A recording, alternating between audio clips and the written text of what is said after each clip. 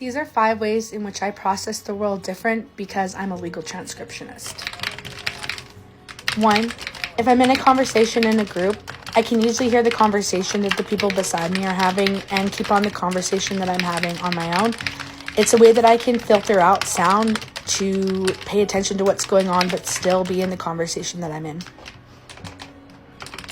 Whenever I watch something with subtitles or captions, I can't help but edit the capture for accuracy. So there's a lot of times I'll be listening and watching and the subtitles are just wrong. 100% of people would never notice this, but I do.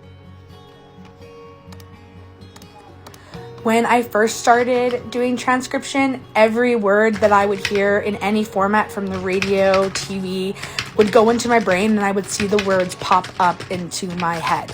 And this still happens, but I think I'm just much better at controlling it. Even right now, I can see the words come across my head. And it just makes me so much more enthralled with the English language. Number 4, I'm sorry, nobody is going to be able to beat me on grammar and punctuation when it comes to real life talking. So you may be able to beat me at literary grammar and punctuation, you got me there, but we speak in a very incorrect and not very grammatical way. And I'm so good at taking that and putting it down in a really readable, legible, and correct way. So if you have a context question regarding grammar, I'm the one to go to, and I'm probably going to provide you a site as to how that's the real world example to use. I think about everything in a really legalese way, in a very litigatory fashion.